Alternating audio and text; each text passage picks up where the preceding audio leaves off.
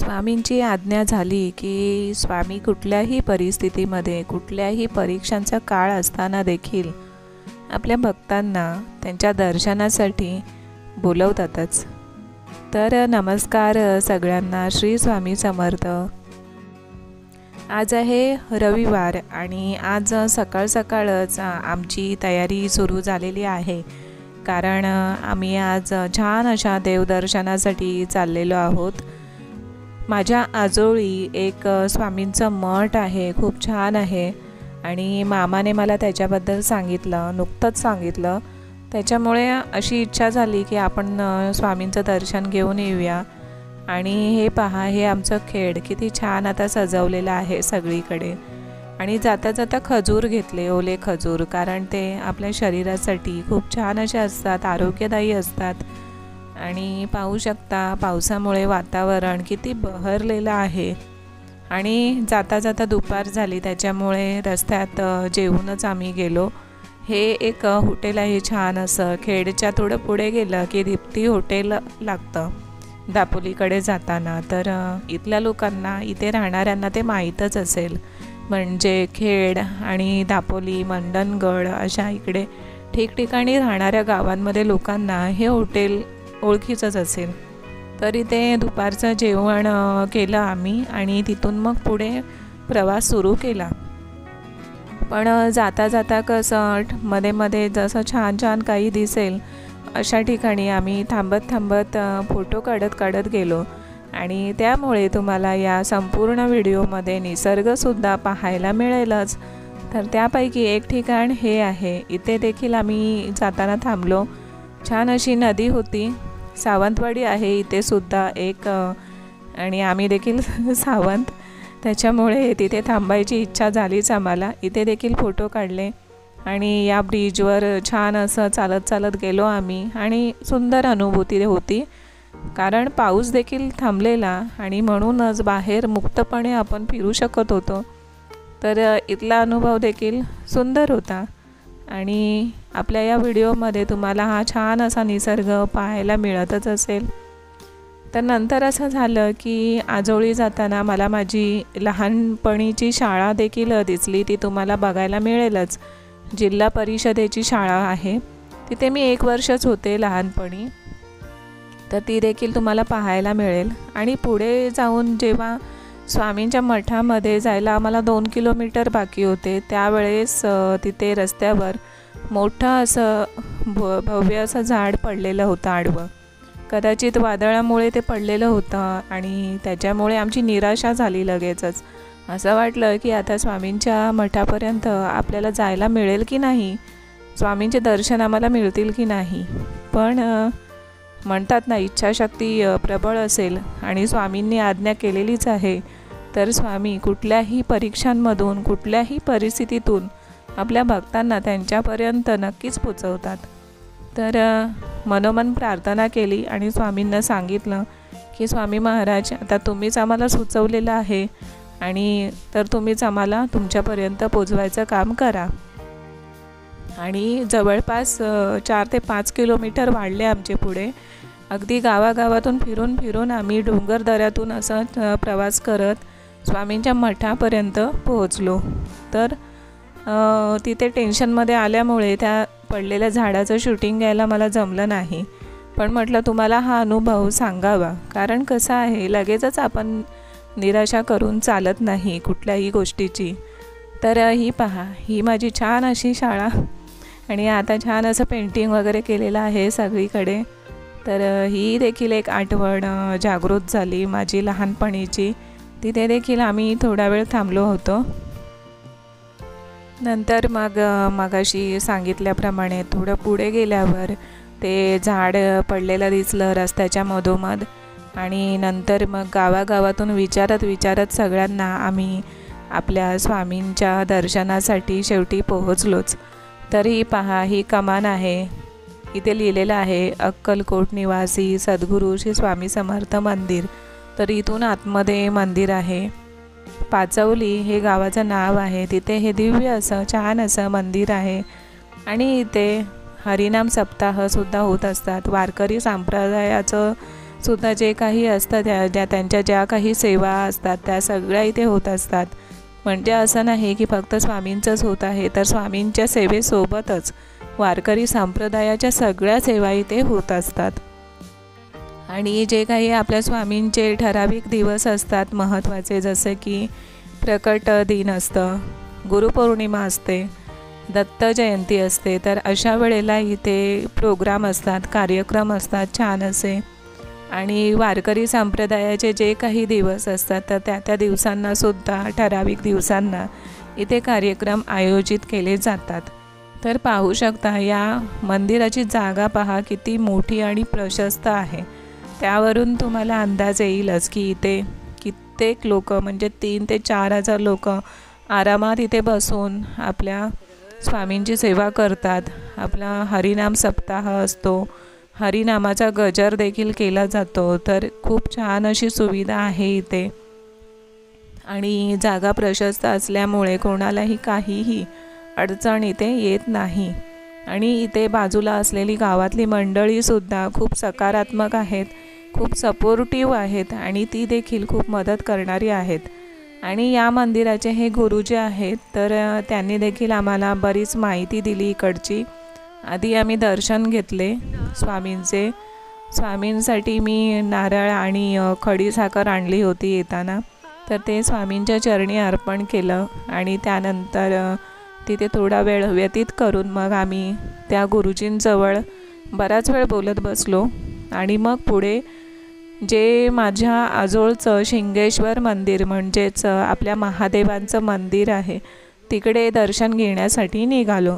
तर ते देखील तुम्हाला पुढे पाहायला मिळेलच. ते मंदिरसुद्धा खूप छान आहे. त्या मंदिराची पौराणिकता आणि वास्तविकतासुद्धा खूप छान अशी आहे. तर पहा किती छान अशी मूर्ती आहे. हे गिरगावचे मूर्तिकार आहेत ज्यांनी आपल्या स्वामींची मूर्ती एवढं छान अशी सुरेख पद्धतीने घडवलेली आहे. कदाचित स्वामींनीच त्यांना ती शक्ती दिलेली असावी आणि म्हणून इथे आपल्याला स्वामींची एवढी सुंदर अशी मूर्ती पाहण्याचं भाग्य मिळालं. आणि छान अशी सजावट देखील केलेली आहे. तर तुम्ही देखील दर्शन घेऊ शकता आपल्या व्हिडिओच्या माध्यमातून.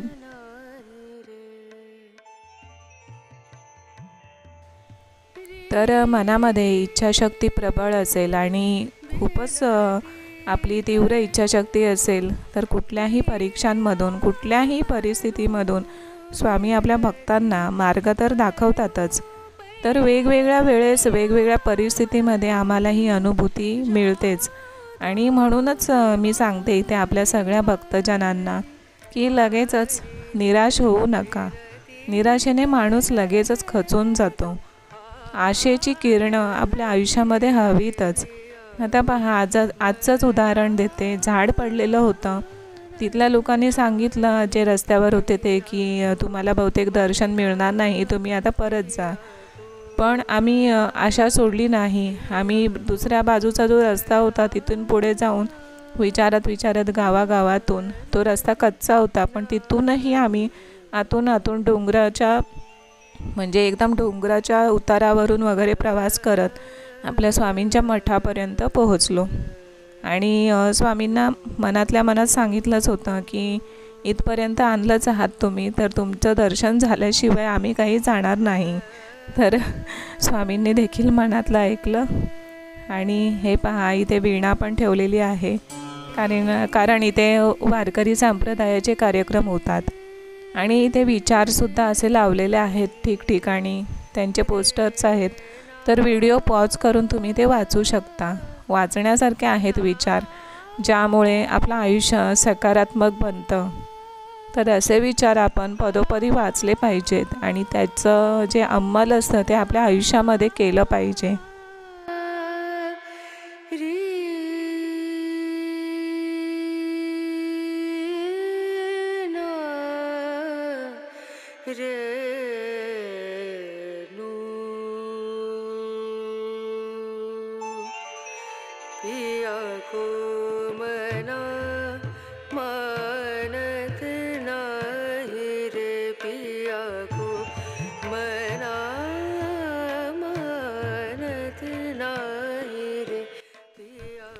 इथे गुरुमाऊलींचं एक घर आहे आणि बाजूलाच भक्तजनांना राहण्यासाठी 2 अशा प्रशस्त खोल्या आहेत, जिथे एका खोलीमध्ये बरेच असे पुरुष एकत्र राहू शकतात आणि एका खोलीमध्ये सगळ्या स्त्रिया राहू शकतात. आणि मंदिराच्या बाहेर आता आम्ही आलेलो आहोत दर्शन वगैरे घेऊन, गुरुजींजवळ बोलून. आता आम्ही समाधी मंदिरामध्ये चाललेलो आहोत. तर समोर देखील तुम्ही पाहू शकता भोजनालयसुद्धा यांचं खूप मोठं आणि प्रशस्त आहे. तिथे सुद्धा 3 ते 4 हजार लोक आरामात एका वेळेस आपल्या महाप्रसादाचा लाभ घेऊ शकतात.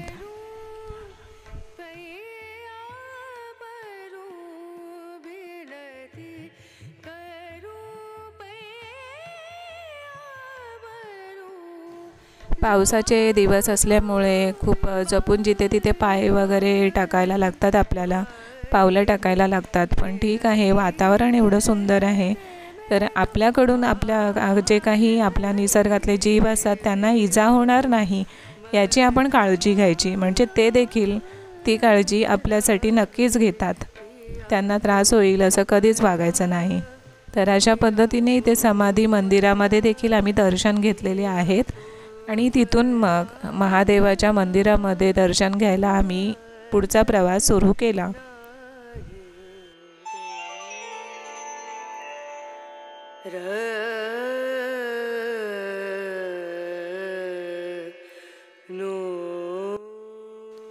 गुरुवर्य श्री स्वामी आनंद महाराज यांचं हे समाधी मंदिर आहे आणि ते देखील निसर्गरम्य अशा ठिकाणी आहे.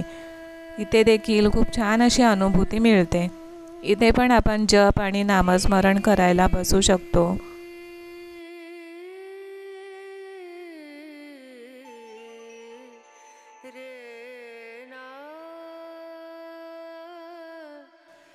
तर हे आहे ते भोजनगृह, जिथे भोजनाची महाप्रसादाची व्यवस्था केली जाते. म्हणजे ठराविक अशा दिवसांमध्येच, दर दिवशी नसते. आणि आता आम्ही माझ्या हृदयाच्या जवळच्या अशा महादेवांच्या मंदिरामध्ये पोहोचलेलो आहोत. तर पाहू शकता हा परिसर देखील किती निसर्गरम्य असा परिसर आहे. बाजूलाच तलाव देखील आहे आणि एवढं सुंदर असं मंदिर आहे. लहानपणीच्या आठवणी खरं तर जाग्या झाल्या.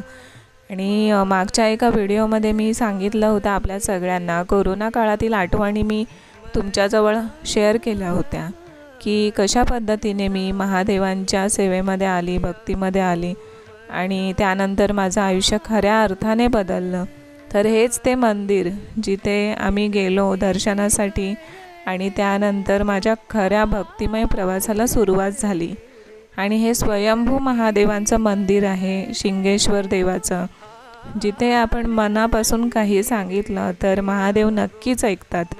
आणि इथे एक आख्यायिका आहे आणि एक समज आहे आणि तो समज खराच आहे.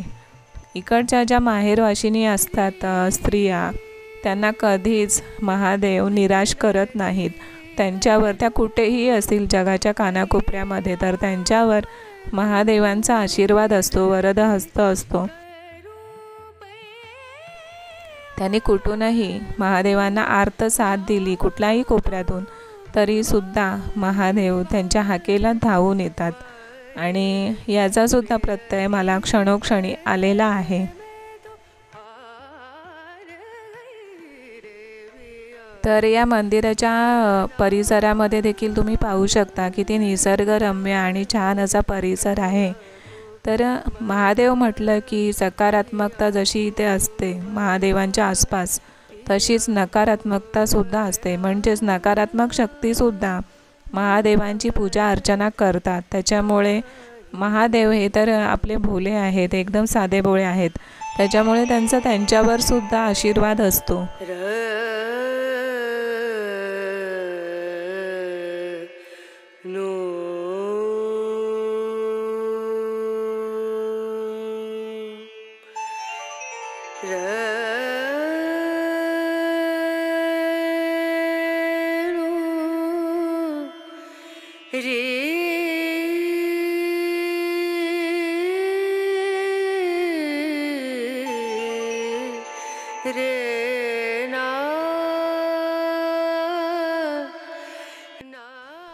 तर अशा पद्धतीने आजचा संपूर्ण दिवस देवदर्शनामध्ये गेलेला आहे।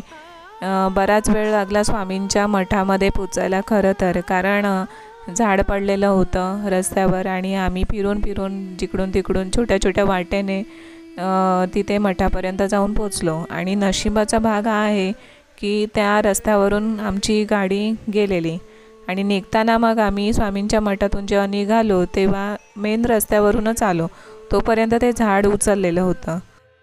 हां, आणि आणखीन एक गोष्ट, सकाळी निघताना जे ब्रिजवरचं पेंटिंग तुम्हाला दाखवलं छत्रपती शिवाजी महाराजांच्या मावळ्यांचं, तर त्याच दुसऱ्या बाजूच्या ब्रिजवरचं हे वारली पेंटिंग आहे। तर हे आमच्या जवळच आहे, म्हणजे भरणे नाका परिसरामध्ये खेडमध्ये आहे। तर आजचा व्हिडिओ कसा वाटला नक्की सांगा। आवडला असेल तर लाईक शेअर करा आणि चॅनलवर नवीन असाल तर चॅनलला सबस्क्राईब केल्याशिवाय जाऊ नका। भेटूया पुढच्या छान अशा व्हिडिओमध्ये। तोपर्यंत सगळ्यांना श्री स्वामी समर्थ।